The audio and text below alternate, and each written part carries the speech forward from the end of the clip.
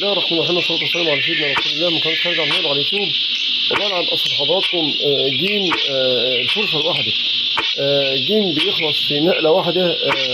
هشوف حضراتكم قيمة هذه النقلة اللي أنت تحافظ عليها، لأن طبعا في أحيانا الجيمات وأنت بتلعب شطرنج النقلة الواحدة بتفرق.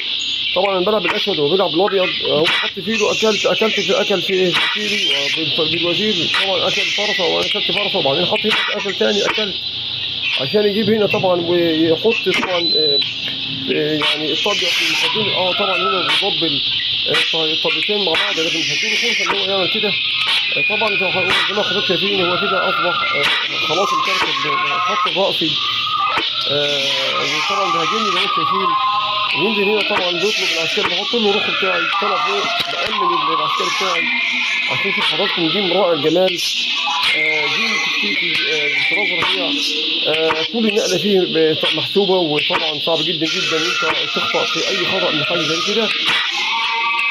طبعا الوقت بقى هنا حضراتكم شايفين، طبعا يعني نلعب 10 دقايق، لكن نحاول نخلي الجيم حضراتكم دقيقه ونص. هي المتعه هنا طبعا الضغط هنا خلاص قفل بالعسكريين. قلت بقى كمان هو طبعا هو كمان في نفس الوضع، اصبح الجيم كله خلاص ما فيش فيه، هو عنده بس فرصه ان هو متقدم نقل عليا.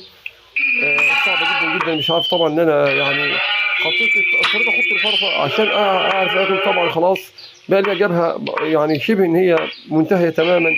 حتى عسكري اكل عسكري، وبعدين كده صعدت هنا عشان اعمل بريميوم ممتاز جدا. هشوف حضراتكم دلوقتي ممتاز جدا بكش على طول، يضطر ان هو طبعا يبعد هنا عشان اصعد. هي دي النقله الخالده، النقله الاسطوريه اللي طبعا هتشوف حضراتكم الجيم بناء على هذه النقله الرائعه. اخذت الجيم وكسبت طبعا. شوف حضراتكم فات طبعا هو هيرقي وزير قبل مني، وهرقي وزير بفضل الله عز وجل. اصبح وزيرين مع وزيرين قبل كده 4 وزراء في الدور. طبعا خلاص هو ما هتشوف حضراتكم انا لقيت وزير ورقه وزير، لكن اول ما جيت هنا واكل هو طبعا جربان بيخلص منه جدا عشان ياكل عسكري. انا اكلت بالملك عشان اعمل له خندق، وبعدين لسه على طول وانزل اكل العسكري بتاعي بكيس دبل يضطر عشان يلاقي العسكري وزير ينسحب مباشره. شكرا لحضراتكم، والسلام عليكم ورحمه الله وبركاته. جيم رائع الجمال.